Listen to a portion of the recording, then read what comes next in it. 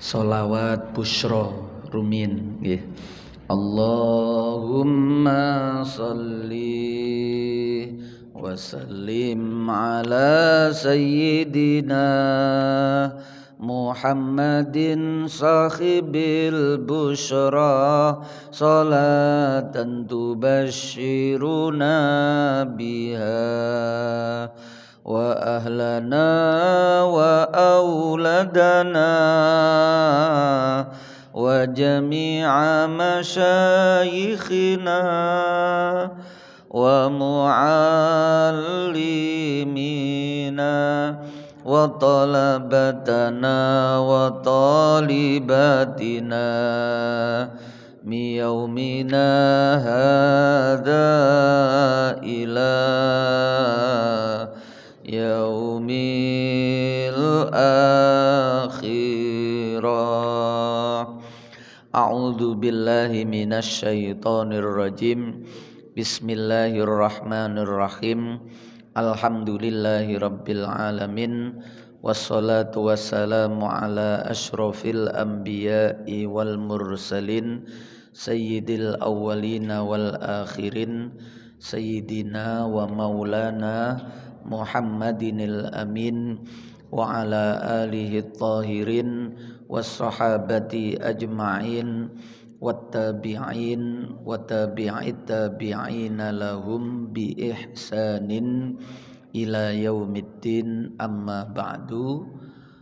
Para bapak, para ibu, sederek sedaya hadirin jamaah Masjid Al-Karomah Keramat Surabaya yang dirahmati Allah Subhanahu wa taala. Alhamdulillahirabbil alamin. Melanjutkan ngaji kitab hadisnya Imam Al-Bukhari yang dihimpun di dalam kitab beliau selain Sahih Bukhari yang bernama Al-Adabul Mufrad.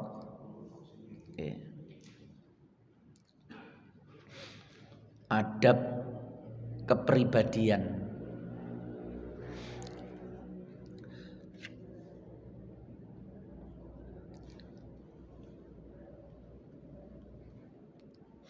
Masih terkait dengan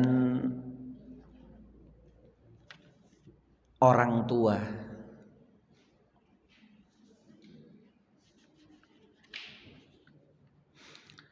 Sekarang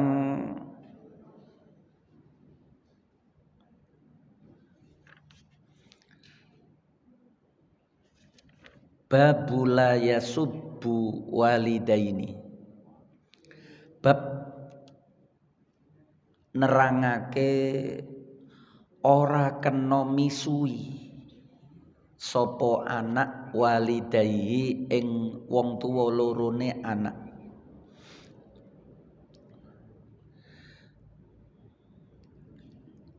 Haddatsana Muhammad bin Katsir.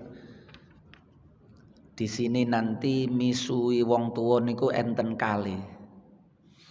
Ada yang dimaksud adalah misui langsung dan niku yang paling buruk. Ada yang lewat misui wong liya,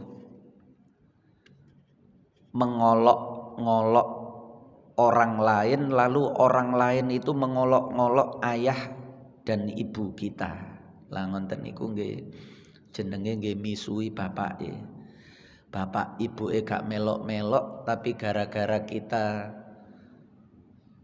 buruk dengan orang lain itu terus nyandak bapak ibuke. Oh pantesan pancen anake lah. Bapake boleh disebut. Haddatsana cerita ing kita sapa Muhammad bin Katsir, Muhammad bin Katsir.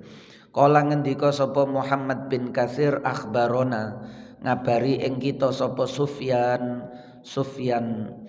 Ats-Tsauri.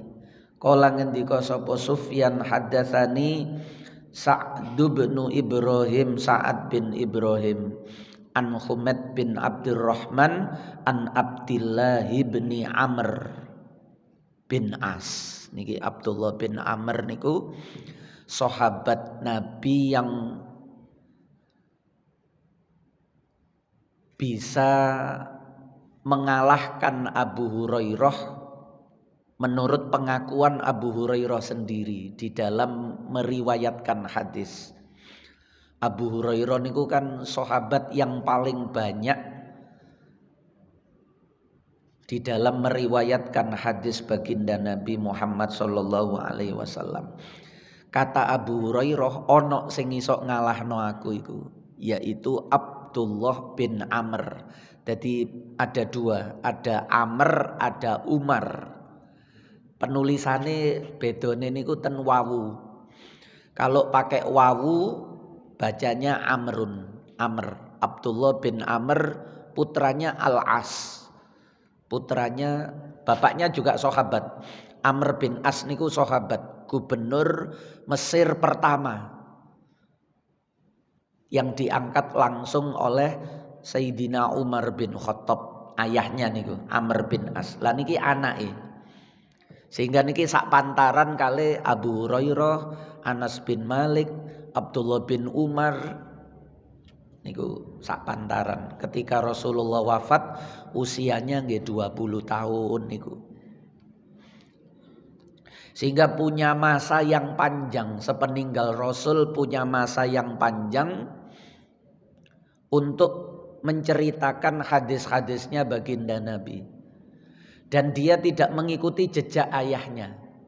Ayah ini politikus, gubernur Mesir.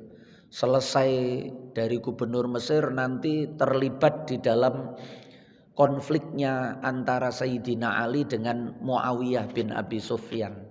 Dia memihak kepada Muawiyah bin Abi Sufyan, bapak ini. Lah anak ini mboten. Anak ini melihat kekuasaan itu hanya menjadikan umat Islam itu terpecah belah, royoan. Akhirnya dheweke milih jalur pendidikan, aman, mendidik niku, ngaji niku aman. Mulane mboten oleh ngaji niku malah menimbulkan perpecahan. Jadi bahasane ngaji niku sing dibahas malah khilafiyah. Malah menyudutkan orang yang berpendapat beda dengan dirinya niku keliru nemen. Sebab dulu para sahabat itu memilih jalur ngaji niku supaya tidak lagi ada perselisihan, permusuhan, pertikaian, peperangan. Salah satunya Abdullah bin Amr. Termasuk Sayyidah Aisyah niku kenapa riwayat hadisnya juga menjadi banyak. Sahabat singkatan itu kan Abu Hurairah, Aisyah, Anas bin Malik, Abdullah bin Umar, Abdullah bin Amr niki, Abdullah bin Abbas satu lagi. Niki semua niku memilih jalur pendidikan, jalur ngaji. Makanya hadisnya banyak. Alasan beliau semuanya niku karena melihat masuk ke wilayah kekuasaan itu hanya menimbulkan konflik peperangan. Lah kok ono ngaji malah isine ngejak tukaran. Isine niku sing dibahas khilafiyah. Sing beda niku malah dimungsuhi padahal ilmu berbeda. Itu suatu keniscayaan. Saking luasnya ilmune Allah sehingga banyak sudut, banyak sisi, banyak tempat di dalam ilmu itu yang pasti berbeda. Satu tempat, satu sisi, satu sudut antara pandangan satu dengan pandangan yang lain itu pasti berbeda.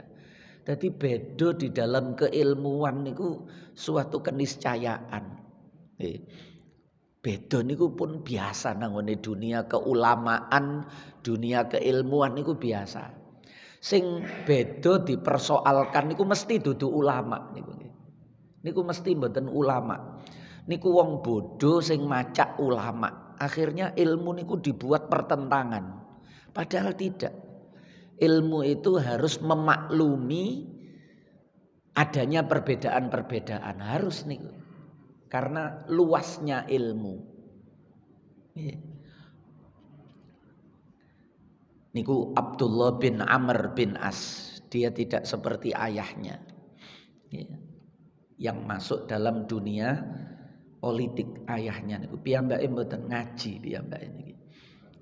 Alasannya Abu Hurairah Abdullah bin Amr bin As itu karena saya menghafal, Abdullah bin Amr bin As juga menghafal. Saya meriwayatkan hadis, dia juga meriwayatkan hadis. Tetapi saya tidak menulis. Abu Hurairah niku mboten nulis. Sementara Abdullah bin Amr bin As niku menulis, dia punya catatan hadis Kanjeng Nabi niku selain dihafal juga ditulis. Lah niku kalahe Abu Hurairah ten mriku.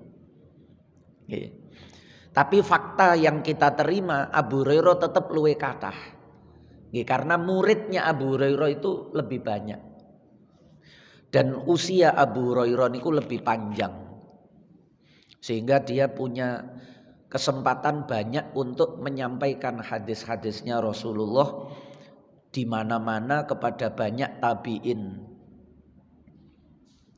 Orang-orang yang tidak berjumpa Rasul hanya berjumpa dengan sahabat. Lan niku goleki, termasuk yang dicari untuk diambil ilmunya dari Rasulullah adalah Abu Hurairah. Niku Abdullah bin Amr bin As mencatat, Abu Hurairah tidak sahabat, sebab Abu Hurairah niku golek ilmu dari Yaman berangkat ke Madinah niku istilahnya wong Surabaya ngonten bonek. Ndak membawa bekal apapun. Sehingga dia itu menjadi ahlu suffah, ngemper tenggone sebelah masjid, derek Kanjeng Nabi, pun kemana-mana dia ikut. Sahabat berdagang dia ngaji dengan Nabi. Bahkan sahabat berperang piyambake karena ndak punya alat, ndak punya kendaraan, unta atau apa. Sementara peperangannya itu jauh, kalau peperangannya yang dekat nggih mesti ikut. Uhud belum. Abu Hurairah niku masuk Islam tahun ke-7 Hijriah. Perang Uhud itu tahun ketiga. Perang Khaybar atau perang niku tahun kelima. Pun niku Abdullah bin Amr qala ya anak gubernur nggih, tulisan modal untuk menulis alat-alatnya nggih mudah. Qala dawuh sapa An-Nabi sallallahu alaihi wasallam minal kabairi, termasuk dosa gede nggih. Jadi dosa niku kalau melihat kepada siapa niku mboten enten dosa cilik.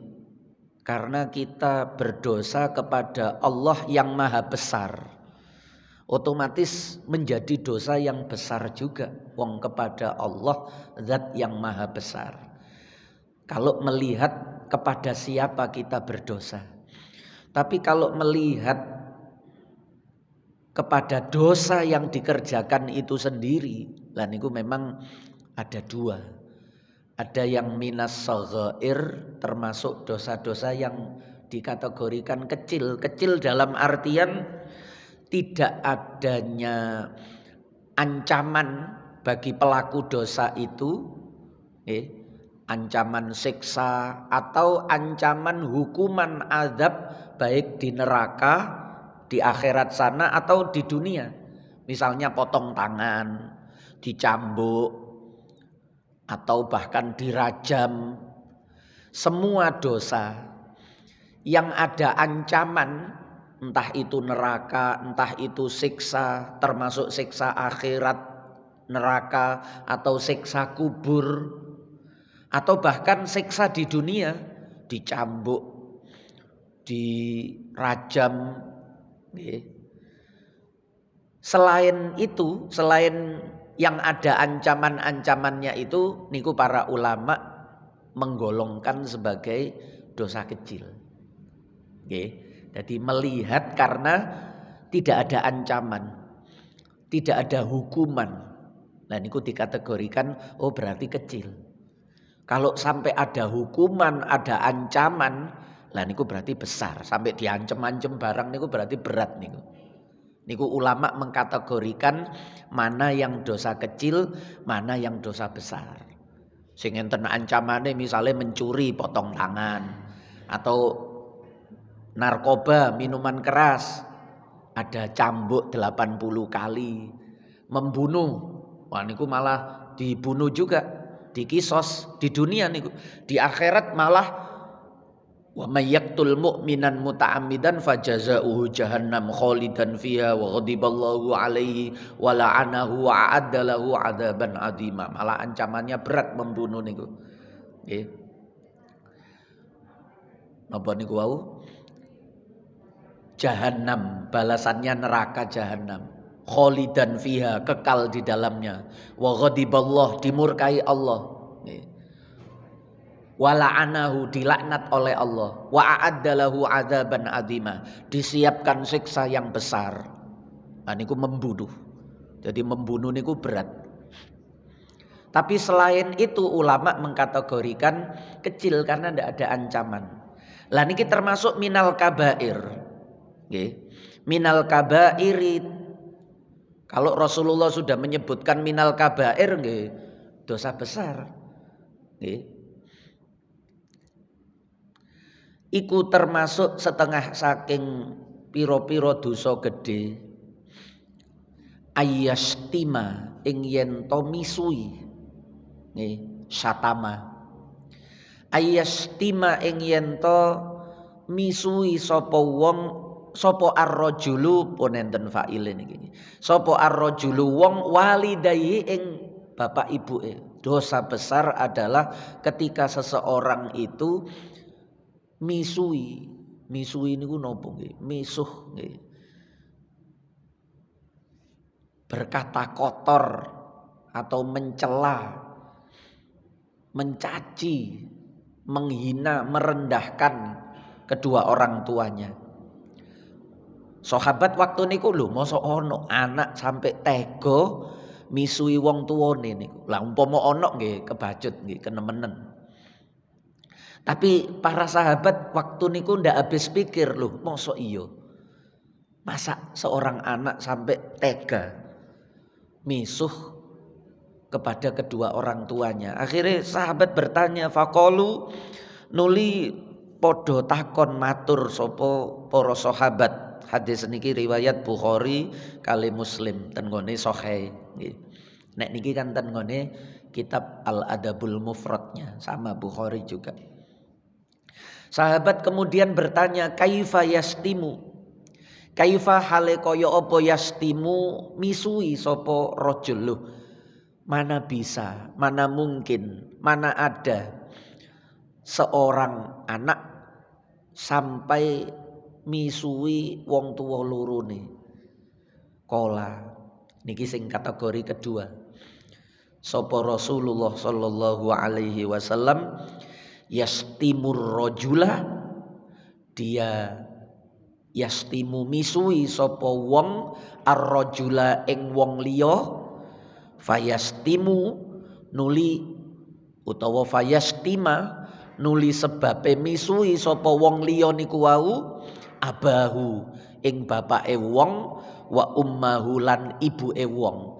Dadi gara-gara dheweke misui wong liya, akhirnya wong liya niku misui bapak ibuke. Lah niku berarti dia dikategorikan sama misui nangone bapak ibuke. Berarti gampangane niku ya ojo sampai misui wong liya ngoten nggih. Kesimpulan akhirnya itu berarti jangan sampai kita itu mencaci, menghina, merendahkan dengan kata-kata kotor terhadap orang lain, karena bisa jadi orang lain itu tidak berani kepada kita, lalu dia di belakang kita niku misu-misui bapak ibu kita. Ketemu wong liya iku terus misui bapak ibu awak dhewe, naudzubillah. Itu karena hasil perbuatan kita, maka pisuane wong liya nangone bapak ibu kita niku dianggap sebagai kita memisui atau berkata kotor, jorok, merendahkan, menghina, mencaci kepada orang tua kita sendiri secara tidak langsung. Niku Kanjeng Nabi mendidik para sahabat dengan cara seperti itu. Jadi nek kemarin niku kan baik secara langsung kepada kedua orang tua. Sekarang kepada siapapun, supaya siapapun itu tidak melemparkan keburukan kita kepada mereka, dilemparkan kepada ayah ibu kita gara-gara perbuatan kita. Haddatsana Muhammad bin Salam, cerita ing kita sapa Muhammad bin Salam. Kala ngendika sapa Muhammad bin Salam, gurune Imam Bukhari, akhbarona ngabari ing kita sapa Makhladun. Kala ngendika sapa Makhlad, akhbarona Ibnu Jurayj, cerita ing kita sapa Ibnu Jurayj. Namanya sama dengan kisah di zaman Bani Israel dulu. Ada anak muda yang namanya Jurayj. Jurayj. Jurayj itu seseorang yang solih, tapi dia pernah menyakiti hati ibunya dengan cara yang dia tidak menyadari itu. Loh niki penting. Jadi saking gedene hake wong tua, terutama ibu, niku anak harus mengetahui, harus menjaga. Jangan sampai orang tua, terutama ibu niku, yang kata baginda Nabi sampai diulang 3 kali yang kemarin niku, ummuka, ummuka, ummuka baru abuka niku, anak niki dituntut untuk mengerti, untuk terus menjaga perasaan. Jangan sampai kedua orang tua niku, terutama ketika beliau berdua itu sudah memasuki fase senja, usia sepuh.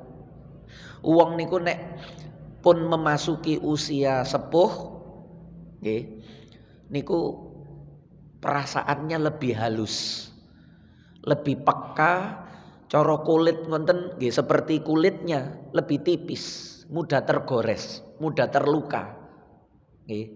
Gampang duwe perasaan sing yok nopo ngonten wong niku nek tambah sepuh niku. Bahasa kasare ngonten tersinggungan. Bahasa kasare ngonten tersinggungan. Gawekno wedang nangone ibu sing pun sepuh niku carane ndekek wedang niku atik muni klotak-klotak utawa tutupe lugur luning. Ngonten niku apa gak ikhlas gawekno wedang ngonten.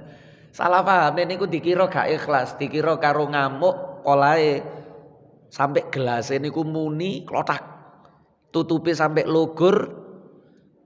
Niku orang ngonten niku wis dimaklumi mawon, mboten usah sapa sing gak ikhlas iku, mboten usah diladeni maksudnya nggih. Memang seperti itu keberadaannya. Sama seperti anak kecil, anak bayi niku mudah menangis. Orang tua niku juga mudah menangis dengan cara tergores hatinya niku. Kan terus ngonten ten Quran niku wa man nu'ammirhu nunakkishu fil khalaq. Jadi siapa yang usianya ditambah, maka dikurangi, kekuatannya dikurangi, dia dikembalikan seperti bayi lagi. Bayi niku gak iso tangi, iso mek melu mathok. Wong niku nek tambah sepuh, suwe-suwe yo gak iso tangi temenanan, iso mek melu mathok niku. Jadi balik asal. Lah Jurayj nggih niki kebetulan namanya sama dan terkait dengan bab yang juga sama, yaitu orang tua. Jurayj niku dia melukai hati ibunya lewat cara yang dia tidak menyangka itu. Piyambake niki salat di mihrabnya, dadi duwe kamar khusus gawe salat utawa duwe musholla khusus kalau sekarang untuk menghadap ibadah secara khusus kepada Allah. Dia masuk ke situ lalu melakukan ibadah-ibadah sunnah, sholat misalnya, lalu ibunya itu datang memanggil, Jurayj, Jenenge wong sepuh nggih. Bengok niku wis mengeluarkan tenaga. Nggih. Wong tuwa niku sampai memanggil bengok niku wis ngetokno energi yang paling banyak yang dia mampu. Ngotot lah manggil niku juret. Wis ngotot temen. Juret sebenarnya di dalam niku mendengar. Tapi dia karena masih berada di dalam sholat. Loh niki pentingnya ngaji dan mriki. Jadi dia mengetahui haknya Allah dan dia juga mengetahui haknya hamba. Memenuhi hak-haknya Allah kados judule khutbah wingi dan memenuhi hak-haknya hamba, Allah dan hamba. Piyambake niki bimbang, aku iki ya apa ya? Aku iki di dalam salat, ibu memanggil. Tak batalno salatku iki memenuhi panggilan ibu ataukah tak terusno ae salat iki wong ngadep Gusti Allah. Lah dheweke nimbang-nimbang gawe akal niki nek mboten gawe ilmu. Ahli ibadah tapi nek mboten gawe ilmu niku nggih kata kelirune. Dia pakai pertimbangan logika akalnya. Wong niku nek gak duwe ilmu nggih gawe akale niku. Lah akal niki nek gak dileboni ilmu nggih keliru. Oh, salat itu menghadap Allah, ibu itu makhluknya Allah. Ibu itu manusia sama seperti saya. Didhisikno pundi? Nek melok logikae juret niku didhisikno pundi? Mesti didhisikno wong tuwa. Kok Masya Allah kok lambe niki napa sih? Mesti didhisikno Gusti Allah. Karena Allah bandingannya karo menungso. Cara logikae juret pasti dia mendahulukan Allah. Salat itu menghadap Allah. Panggilan ibu itu hanya panggilan makhluk manusia biasa. Walaupun itu ibu. Menghadap Allah atau menghadap orang tua makhluk. Allah niku Tuhan, ibu niku makhluk. Mesti didhisikno Tuhan, Allah mesti. Nek melok logikae juret niku mesti ngoten. Padahal nek gawe ilmu ndak begitu. Nek gawe ilmu niku salatnya dibatalkan. Lalu menghadap kepada orang tua. Loh, batalno salat niku kan haram. Niku nek salat fardu. Kalau salat sunnah niku ulama sepakat, madzhab napa mawon niku sepakat. Sampai kula damelno siiran kan damel lare-lare niku nek jange ngaji niku. Di antara siiran niku ulama sepakat anak wajib membatalkan salat sunnahnya bila ibumu memanggilmu. Pernahkah mendengar kisah Juret dan Alqamah? Coba tanyakan pada ibu bapak gurumu. Maulaya sol niku kan lagune ngoten lare-lare kula damel ngoten supaya ngerti kecilik kok jangan-jangan dia juga berlogika sama dengan Juret. Akhirnya ibu niki kecewa. Juret, awakmu nak tak kandung 9 wulan. Cara wong tuwa niku nek tambah sepuh niku gampang ngonten-ngonten niku. Gampang tergores, gampang terluka, nggih. Kadang-kadang gampang ngundat-ngundat. Ngonten niku anak biasa mawon. Nggih. Anak ngonten niku biasa mawon. Wis kaya arek cilik niku lho nggih. Arek cilik niku tak kandakno bapakku lho. Wingi tak kei ngono. Ngonten niku arek cilik. Nggih, orang tua itu kadang kalau semakin tua perasaan lemahnya itu membuat dia seperti itu. Akhirnya wong tua niki kecewa lah ibu Juret niki. Terus muncul ucapan, nah niki gak oleh wong tua ngenten niki nggih nek iso jangan nggih. Nek anak nggih ojo sampai wong tua diposisikan seperti ini. Terus ibu niki keceplosan, deloken kok sampai Gusti Allah ngilingno lewat hukuman. Nek durung dihukum Gusti Allah ya ngono iku gak ngerti karo wong tuwa.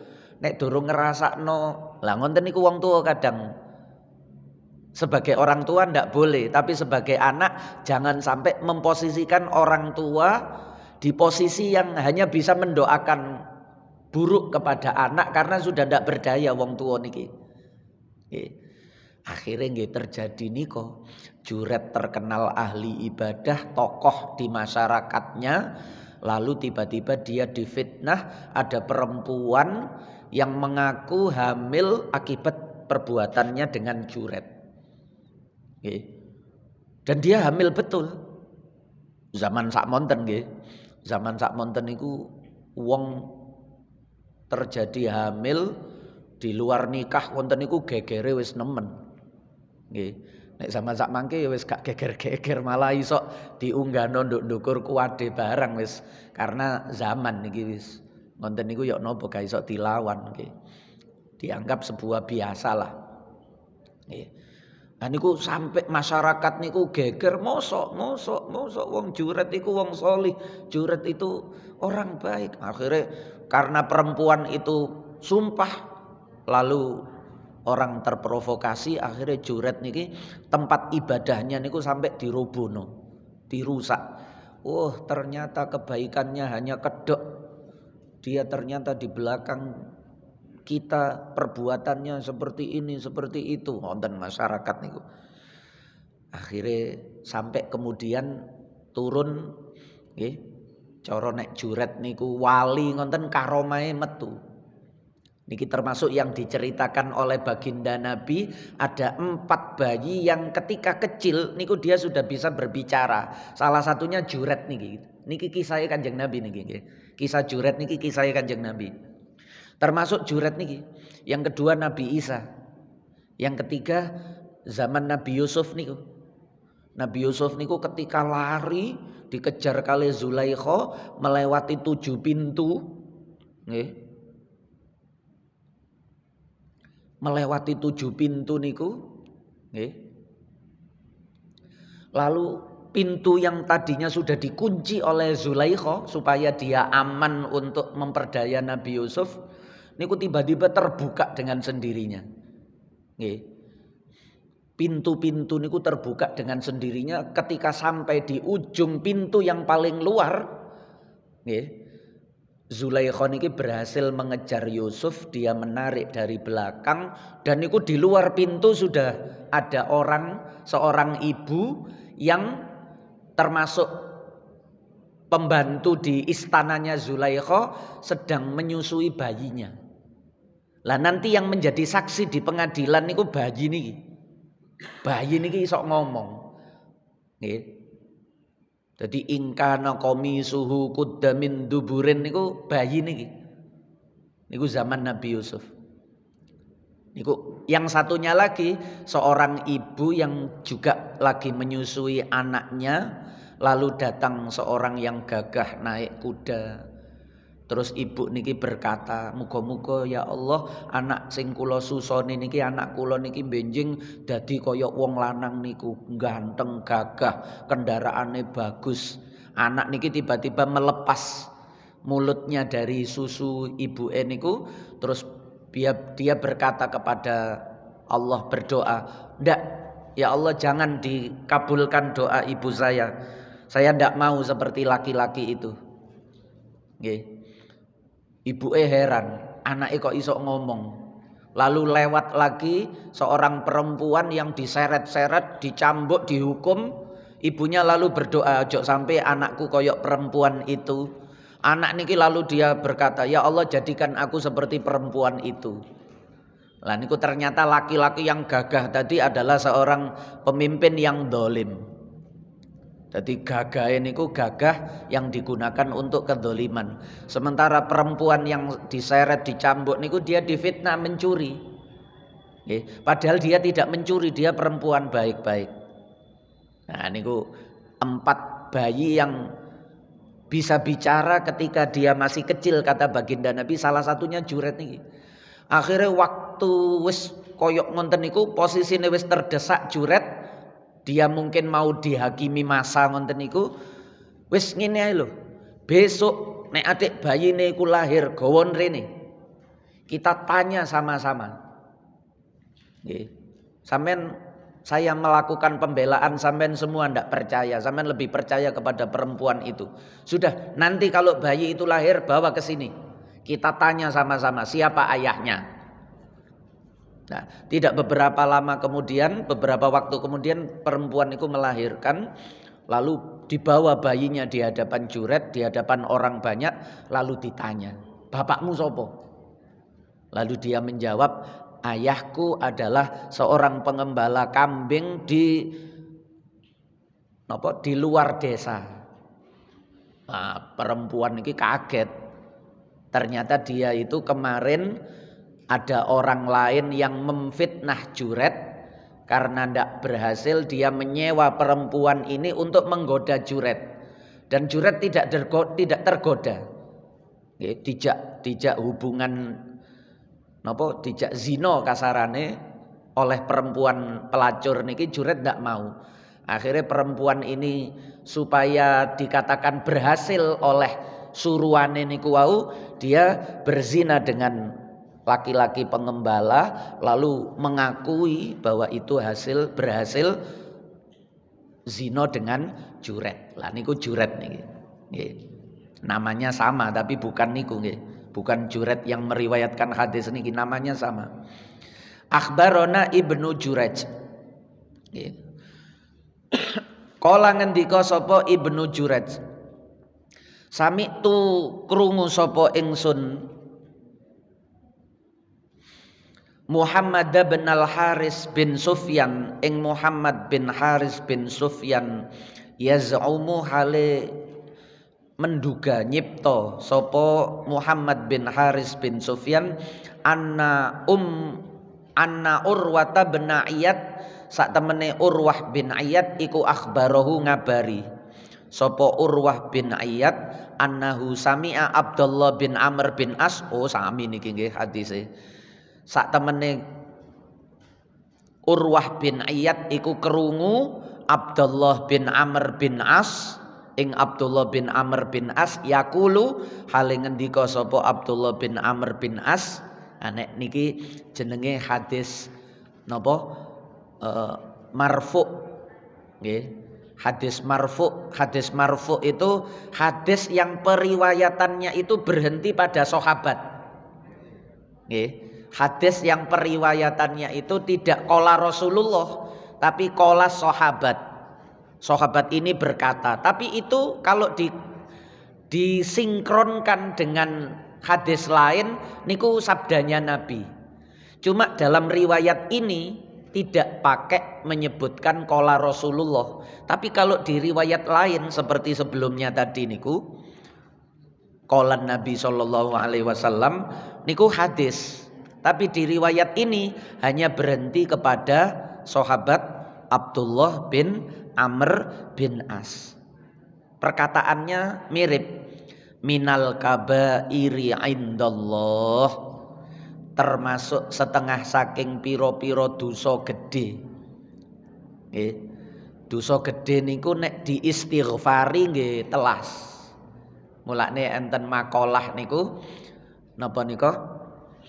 Lal kabairu ma'al istighfar walas saghairu ma'al istimror. Tidak ada dosa besar kalau digempur dengan istighfar terus menerus.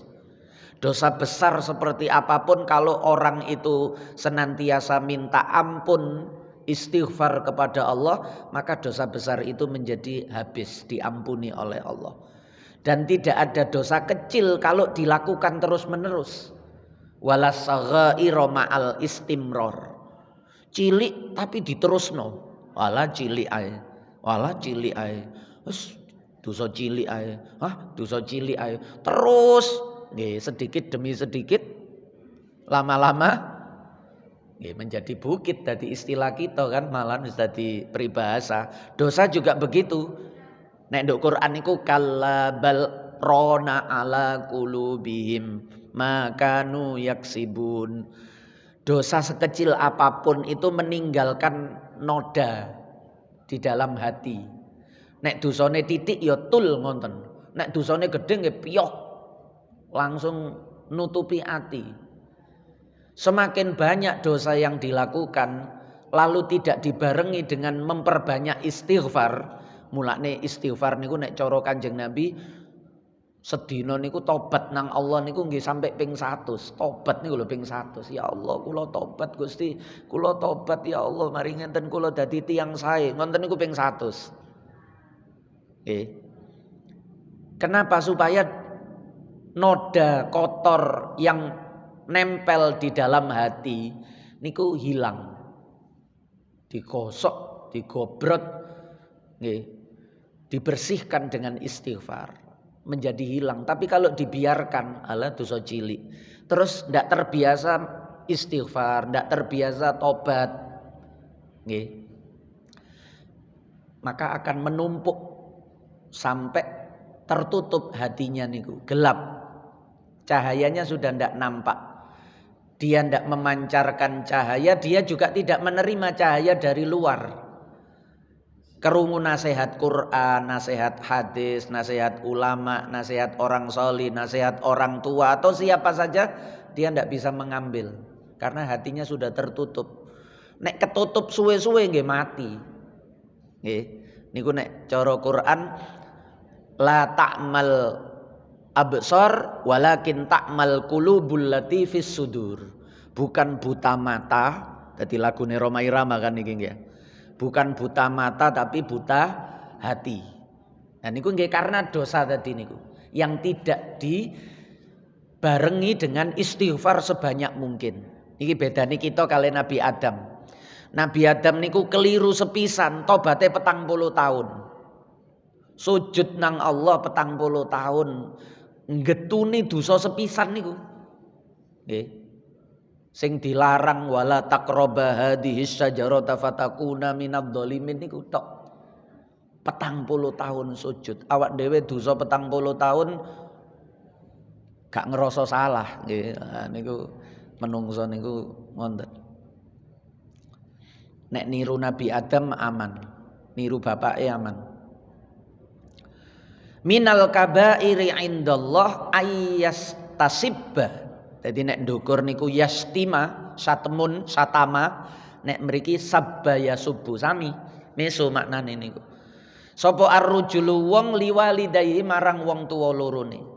Termasuk dosa besar di sisi Allah. Walau napa ate di sisi Allah? Sebab cara hukuman donya niku mboten enten. Nek minuman keras, mabuk, narkoba niku nek cara syariat dicambuk 80 kali. Enten syariate niku enten. Zaman Kanjeng Nabi terjadi. Nggih termasuk sing banyak diriwayatkan Nuaiman niku sing sering dicambuk kali Kanjeng Nabi. Nggih. Tapi misui wong tuwa napa? Dicambuk mboten, potong tangan tidak, di penjara nggih mboten. Nggih kan? Padahal niku termasuk dosa besar, mulane perlu ditambahi indallah. Nggih. Sehingga para ulama kemudian nggih niku berdasarkan pengalaman wong iku nek wani nang wong tuwa, hukumane langsung nang donya, balesane langsung nang donya. Uripe gak bakal bahagia lah. Ngonten-ngonten niku sebagai hukuman. Terus sampai ono cerita malin kundang ngonten-ngonten niku nggih gawe efek jerah karena secara syariat ndak ada hukumannya padahal termasuk dosa besar. Nggih, padahal termasuk dosa besar.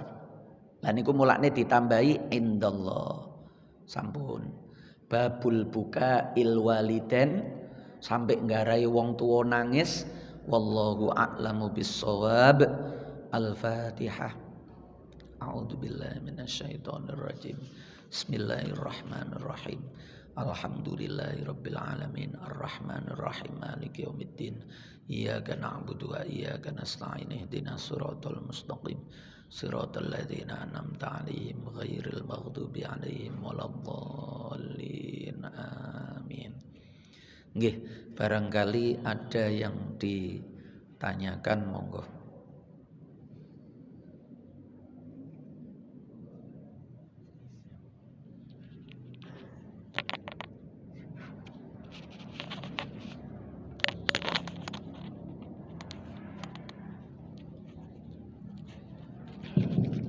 Monggo silakan. Ada Ibu? Enggak ada. Niki wong tuwa kabeh soalnya nggih. Diwayahi ngaji ngenten nang lare-lare. Tapi wong bape ngenten ya napa? Nyambung itu ada Nggih. maki dan jamaah. Nanti kita juga kalau waktu sholat sunnah kita kebetulan dipanggil orang tua tadi sebagai ulama boleh kita batalkan. Wajib, mboten boleh, wajib dibatalkan. Nggih. Sepakat nih. So kita sholat wajib, bagaimana kita ada solusi.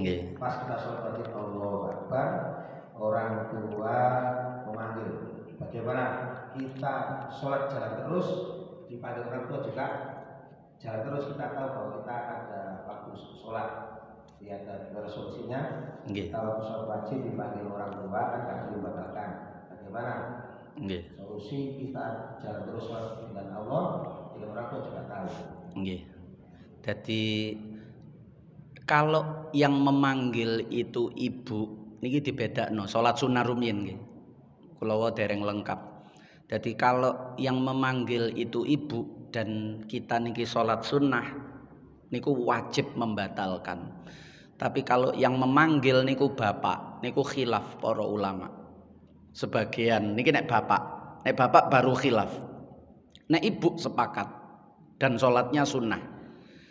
Tapi nek bapak niku khilaf, ada yang dibatalno, ada yang tidak.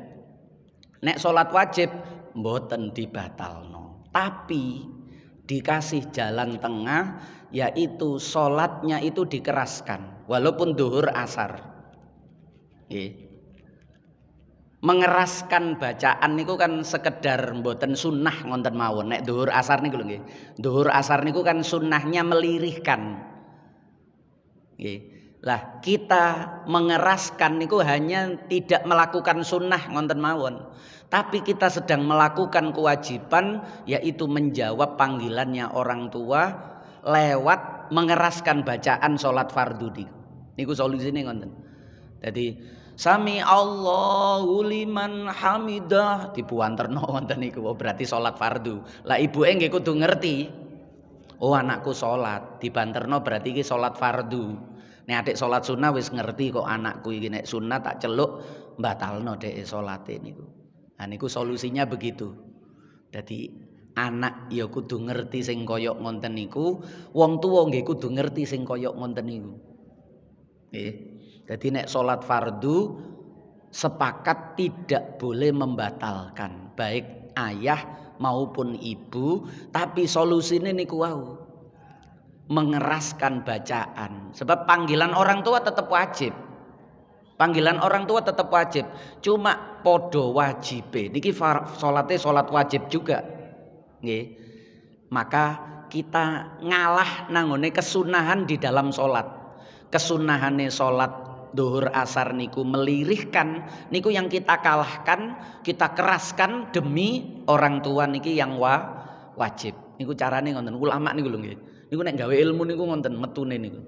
Ulama niku maringi jawaban ngonten karena niku sekedar tidak napa melirihkan bacaan nek zuhur asar. Nek maghrib isya subuh nggih malah kebeneran. Pancen sunnah banter diceluk wong tuwa tambah dibanterno malih. Nggih. Nggih, malah dibanterno malih. Wah iki gak krungu mek iku mang. Banterno malih. Subhana rabbiyal azimi wa bihamdi. Wonten dibuanterno sampai anakku salat iki berarti. Lah wong tuane nggih kudu paham, ojo terus diceluk ae. Lah niki sing repot nggih. Sing repot niki nek nggih kadang tiyang sepuh niku kan pendengarannya sudah mulai berkurang. Lah niki repot. Nggih. Anake wis mbanter-banterno wong tuane kupingin iki wis rada berkurang pendengarane. Wah niki geger wis. Nggih. Wis niku resiko nggih. Nah niku. Wonten nggih. Nggih. Ampun.